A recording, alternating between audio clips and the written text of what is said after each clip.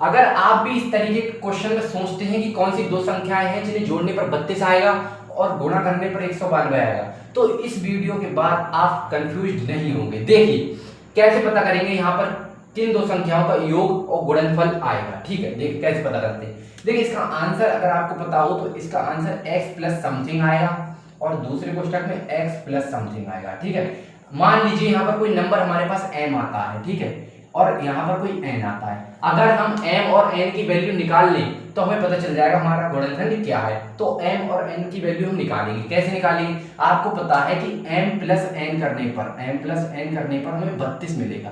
32 मिलेगा, देखिए जोड़ने पर 32 आना चाहिए। तो m प्लस आप कैसे करेंगे? 32 को दो पार्ट में विभाजित कीजिए, जैसे कि 16 और 16, 16 प्लस 16 32। तो m की जगह पे आप 16 मानेंगे, ठीक है, और 16 में से कुछ घटा देंगे, माना c नंबर हमने घटा दिया, ठीक है, प्लस n की जगह पे भी आप 16 मानेंगे, लेकिन यहाँ पर m ने घटाया है तो m में क्या करेंगे? हम c नंबर जोड़ देंगे। ठीक है, यहाँ पर हमारा हो जाएगा 32। ठीक है, अब देखिए 16 माइनस सी 16 प्लस सी, इसको हम आगे सॉल्व नहीं कर सकते हैं, तो हम m और n अपना उठा लेंगे जो गुणा में है।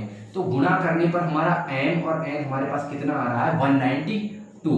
अब हमें पता है कि m की वैल्यू हमारी कितनी है? 16 माइनस सी वो रख दिया हमने। ठीक है, अब देखिए n की वैल्यू हमें पता है, n की वैल्यू हमारे पास 16 प्लस सी है, तो 16 प्लस सी रख दिया हमने और 192 हमारा चल रहा है। ठीक है, अब देखिए a माइनस बी और a प्लस बी, यहाँ पर प्लस होगा। ठीक है, ये देखिए a माइनस बी और a प्लस बी, तो 16 का स्क्वायर और माइनस के c का स्क्वायर हमें पता है, a स्क्वायर माइनस के b स्क्वायर सूत्र से हमने खोल दिया और 192 हमारा चल रहा है। 16 का स्क्वायर होता है 256 माइनस का c स्क्वायर बराबर 192।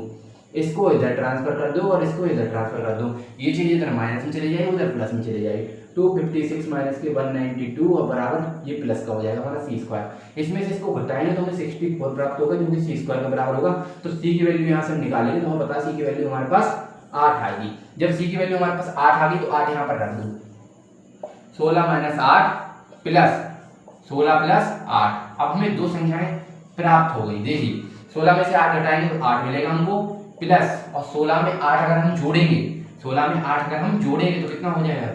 24, जो कि 32 के बराबर है। अब ये दो संख्याएं हमको मिल गई, ऐसी दो संख्याएं जिन्हें जोड़ने पर 32 आ जाए, 8 और 24, और गुणा करने पर 192 आ जाए। हमने संख्याएं निकाल ली। अब देखिए ये m का मान है, आपको दिख रहा हो तो m का मान है ये, और ये n का मान है। देखिए n का मान है, तो m की जगह 8 रख देंगे और n की जगह पे 24 रख देंगे, x प्लस 8 और इधर क्या करेंगे? x plus 24। ये देखिए हमारा जो गुणनखंड था वो हमने सॉल्व कर दिया। इस तरीके से ऐसे क्वेश्चंस के आंसर्स को करते हैं बिना कुछ सोचे समझे। धन्यवाद।